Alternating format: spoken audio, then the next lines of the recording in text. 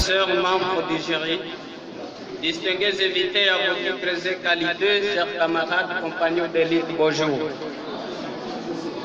Il est pour nous un jour spécial, ce mercredi 19 octobre 2021, un jour inoubliable de notre cursus académique consacré à la défense de notre mémoire en vue de l'obtention du titre de licence en droit.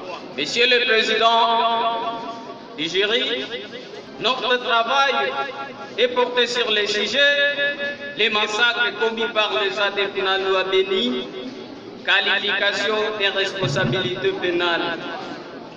Au regard de la présente étude,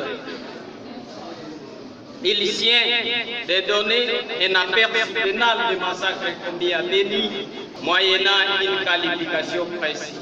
Par ailleurs, hormis l'introduction et la conclusion, ce travail comporte des chapitres. Le premier chapitre porte sur la qualification des massacres perpétrés par les ADF Finalu et comporte à son sein des sections. La section première parle du contexte des massacres commis par les ADF Finalu à Béni. La deuxième section traite de la qualification des massacres commis à Béni.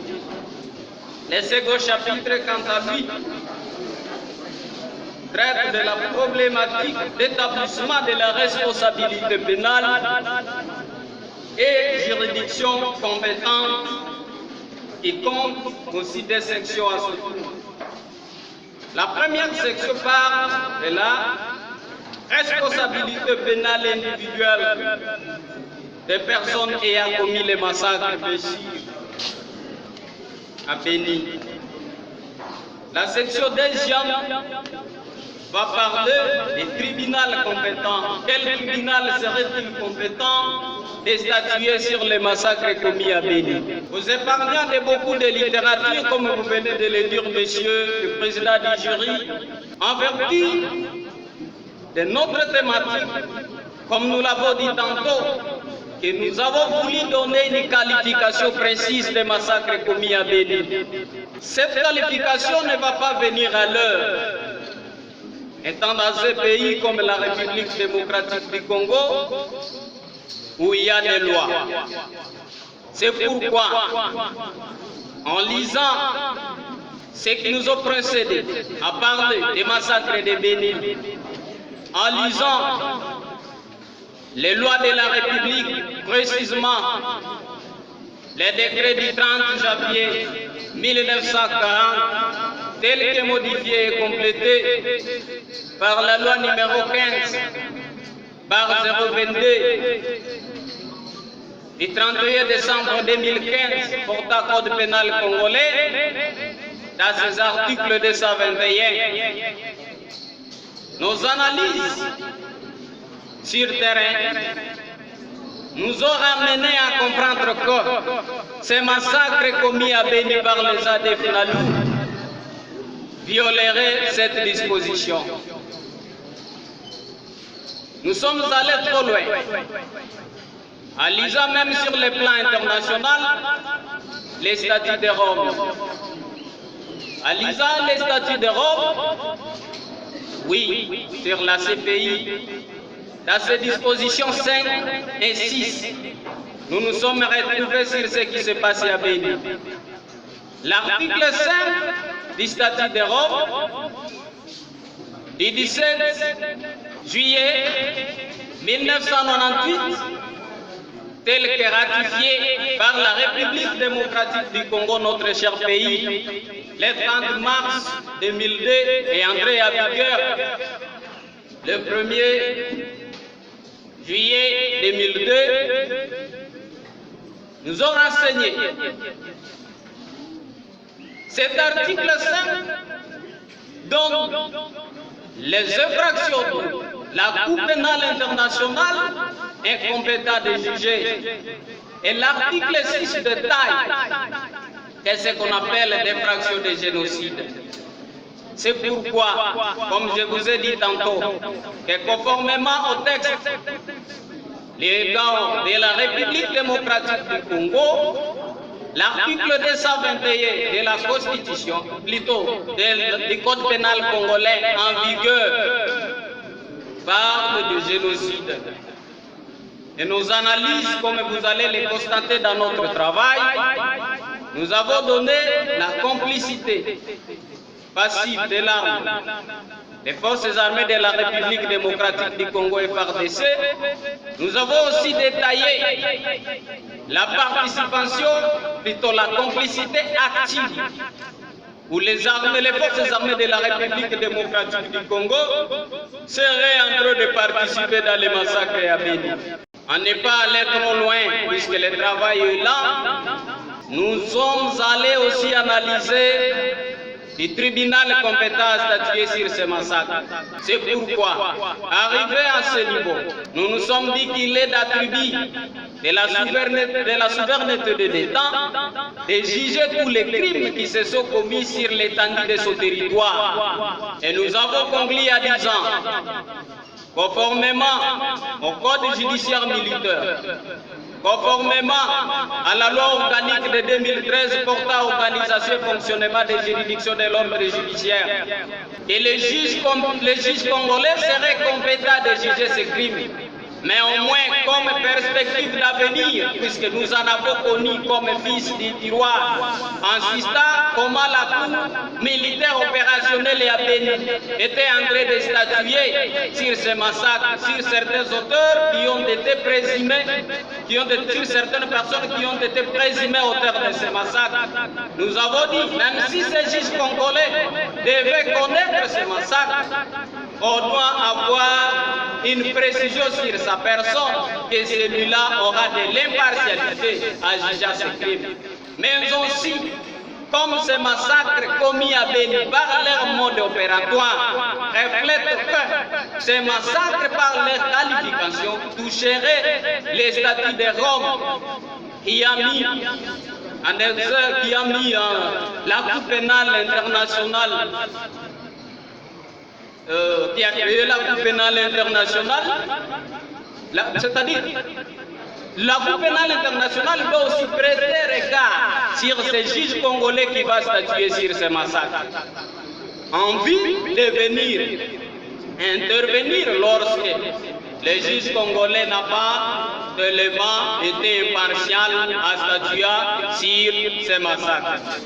Reconnaissant que nous n'avons pas été parfaits, et nous n'avons pas aussi le monopole de la connaissance, nous savons, oui, que les imperfections peuvent se retrouver dans nos recherches.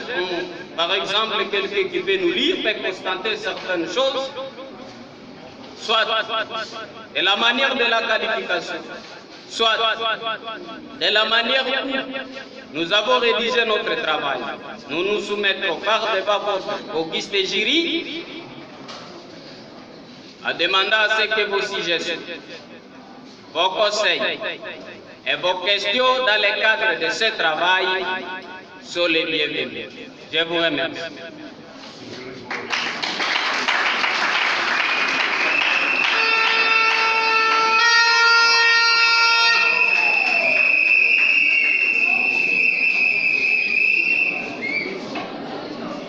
Merci, Monsieur le Président du jury, très cher professeur, membre du jury, par les questions. La première problématique est celle de savoir quelle est la qualification exacte que nous avons retenue des massacres commis à Béni. Il y a un principe de droit qui dit « Donne-moi les faits et je vous ferai le droit ». Après avoir vécu les massacres de Béni, il est dit tantôt, après avoir lu certains auteurs qui ont parlé de ces massacres, après aussi avoir lu les codes pénals congolais ici du décret du 30 janvier 1940, tel que modifié par la loi numéro 15 par 022 du 31 décembre 2015 portant code pénal congolais, à son article 221. L'article 221 parle de l'infraction de génocide.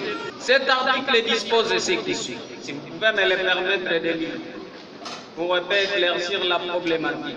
La disposition dispose de ce qui suit. Au fait de la présente loi, on attend par crime de génocide l'aide quelconque des actes ci-après commis dans l'intention de détruire en tout ou en partie un groupe national, religieux ou ethnique comme tel. Le maître des membres du groupe, alinéa 1, alinéa 2, l'atteinte grave à l'intégrité physique ou mentale des membres du groupe. Alinéa 3, la soumission intentionnelle du groupe à des conditions de vie devant entraîner sa destruction physique totale ou partielle. Alinéa 4, les mesures visant à entraver les naissances en sein du groupe. L'alinéa 5, les transferts forcés d'avant du groupe à un autre groupe. Monsieur le Président du jury, très cher professeur, ici des massacres de Béni. Qu'est-ce qui se passe à Béni en réalité, puisqu'il faut parler des fins? À Béni, les tueries de Béni se fait par les présumés adeptes. Ici, il faut le dire de cette manière, puisque là, il faut alors préciser. Pourquoi nous disons présumés adeptes? Parce qu'après nos analyses, nous sommes allés constater que parler d'adeptes, ça serait peut-être exalter certaines personnes, alors qu'ils interviennent aussi dans la commission des faits. Et ce qui nous a amené surtout à qualifier de ces massacres crimes de génocide, c'est par le mode opératoire des massacres.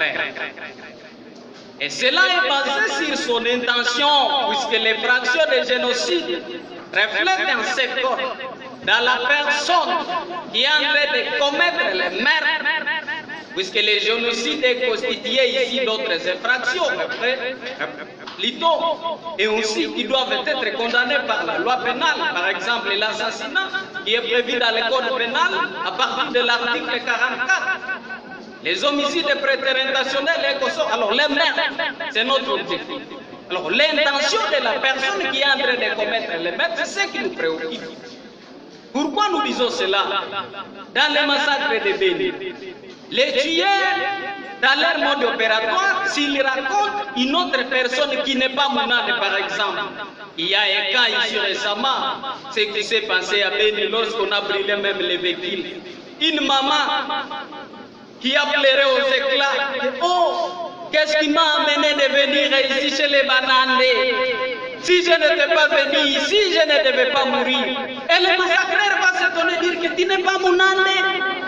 Le fait pour la maman de dire qu'elle n'est pas Mounane, elle a été relâchée, monsieur le président du jury. Ce qui reflète que là, la personne visée, c'est les Mounane.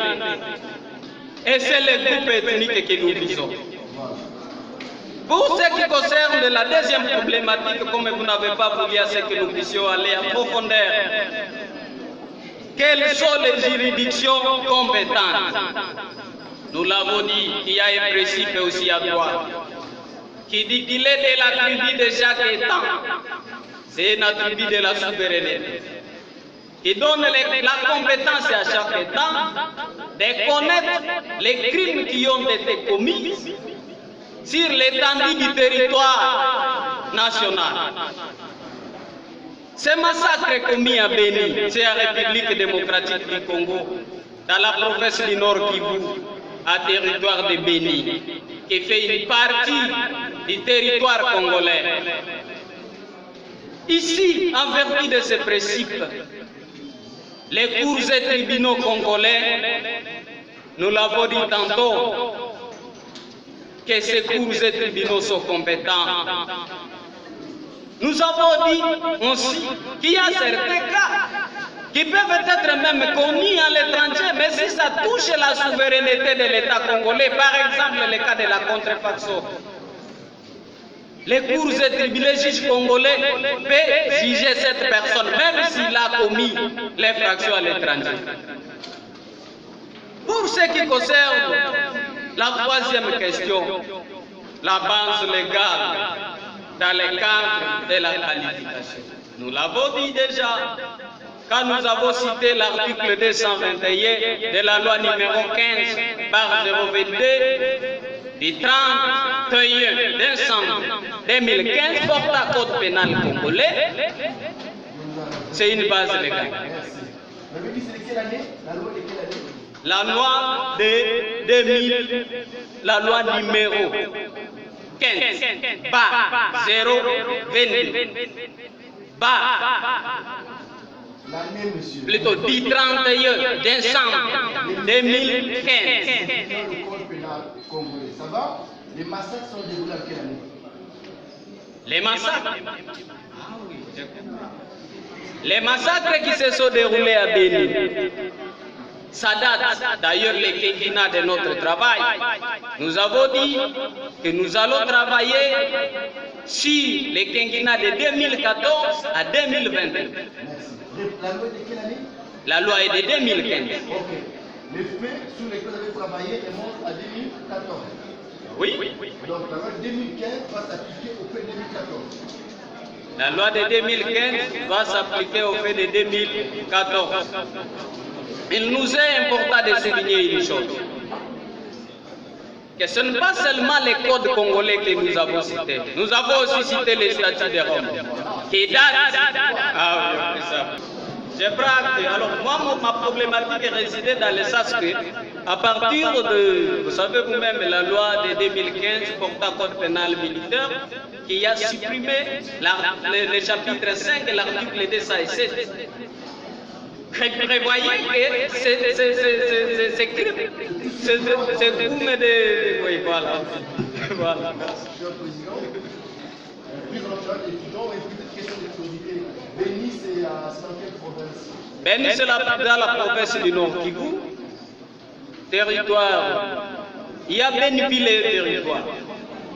Alors, nous, ce qui nous a concernés, c'est ce qui se passe dans Béni comme ville et Béni comme territoire. C'est pourquoi même dans notre travail, vous allez dans la province du Nord Kivu. Territoire, c'est pourquoi c'est là où je voudrais éclaircir. Parce que quand on dit Béni, ça reflète des choses. Il y a Béni-Ville et Béni-Territoire. Voilà. Alors, quand je vous dis massacre de Béni, c'est-à-dire à Brin, là j'ai parlé du territoire, j'ai parlé aussi de la ville. Et même dans le travail, j'ai là où j'ai indiqué que telle localité se trouve dans telle commune. Telle localité se trouve dans telle chefferie, telle commune, qui donne une différence entre le territoire et la ville. Votre prestation, je vous prie de vous lever. Toute la paperasse que vous avez sur la table. Ne pas oublier votre téléphone et votre stylo.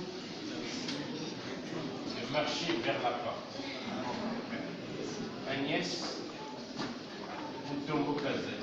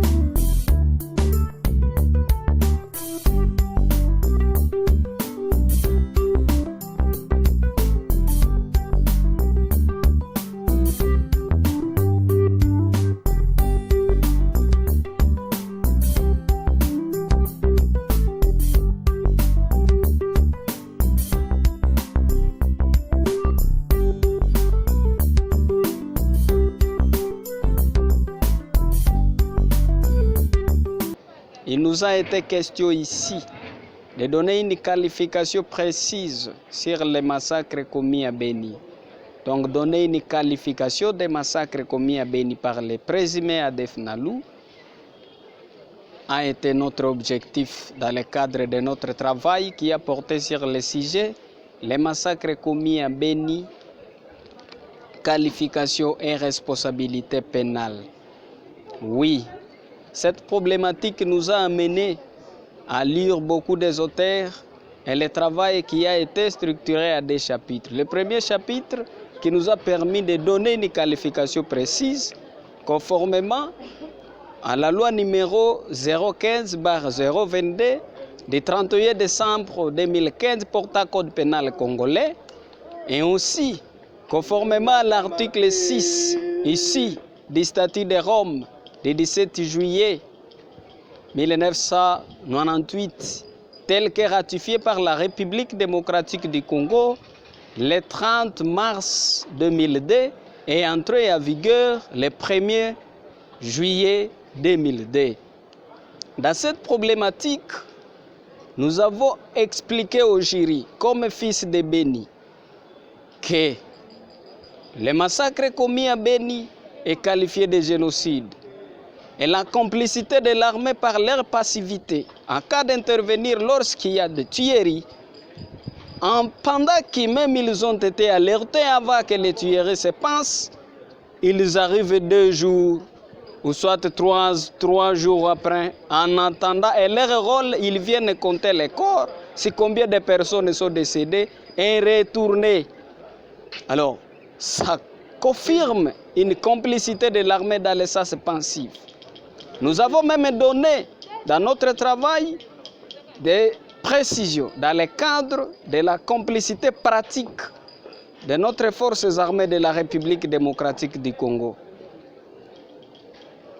Voilà, constatant certaines imperfections dans le cadre des juges congolais en statuant sur ce massacre, nous avons voulu que même si il est d'attribuer en chaque temps de juger les crimes qui sont commis sur l'étendue de sa surface nationale, que les juges de la Cour pénale internationale puissent prêter attention de la manière où les juges congolais sera en train de statuer sur les crimes que nous avons qualifiés de génocide du peuple Nande Ira à Beniville et territoire.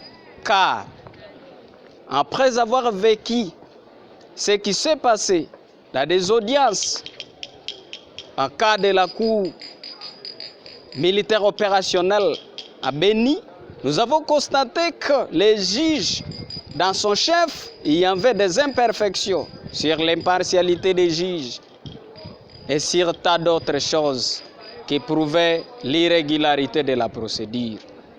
Merci, ça a été notre objectif pour apporter notre appui en vue d'éclairer l'opinion sur les massacres commis à Beni comme fils de Beni. C'est le fils de Beni du nom de Salomo Kambale Mbonzoa qui a voulu montrer à l'opinion nationale et internationale la vraie version sur la qualification des massacres commis à Beni. Je vous remercie.